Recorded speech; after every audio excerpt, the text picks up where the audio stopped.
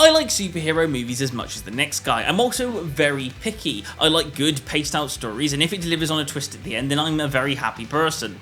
This is going to be my Ironheart review, and there will be spoilers in this, especially if you haven't seen episode 6. So if you haven't seen it, go watch that and then come back here. Okay, that's the warning. Okay, without no further ado, let's begin.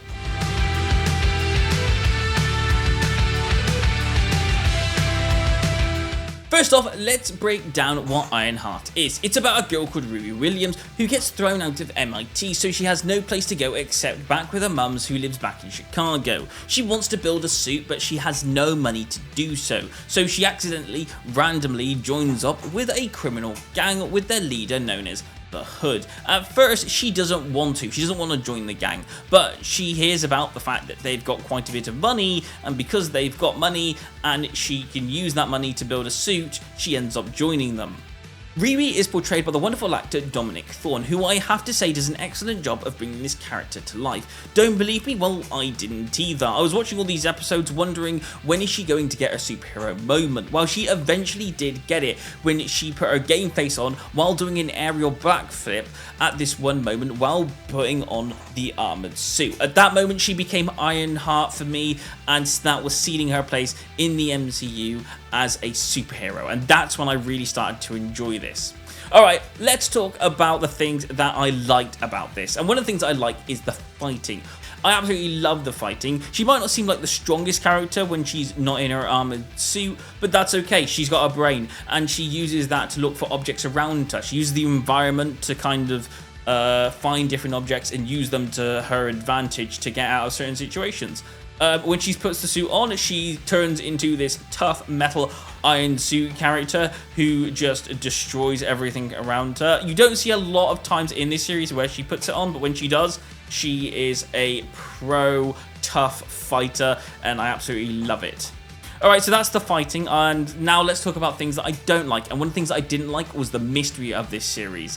And the mystery of this series is, where does the cape come from? It sounds a bit weird, but yeah, that's kind of the mystery.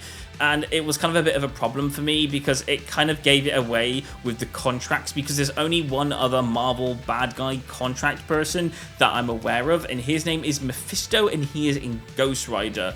So I was kind of like trying to think who it was, and I just kept thinking Mephisto. The series tried to put you off when it tried to make you think of Dormammu in one of the scenes, but I was already convinced at the time that it was Mephisto because the character Parker already did contracts with someone inside a car, and I was like, I'm feeling very Mephisto here. So I feel like that was always a put off, and I was correct. So it made me a little bit unhappy that there wasn't a proper twist that I wasn't expecting. I do like the story a lot. It's mainly about Riri learning to get along with people and the suit, because the suit takes on her thoughts to create an AI of Natalie, her old best friend who died, which is kind of weird for her to begin with. I can imagine why.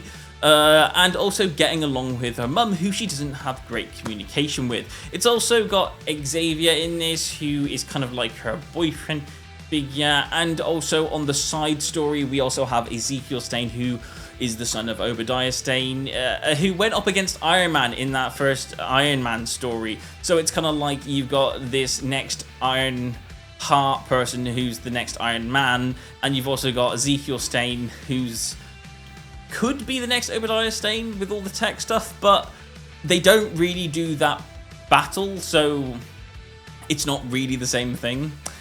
Overall, for my verdict, I'm going to give this a 7 out of 10. If you watch it for the fighting, then this series will be fun. If you watch it for the mystery, you might be disappointed. It might just be a bit too easy to solve.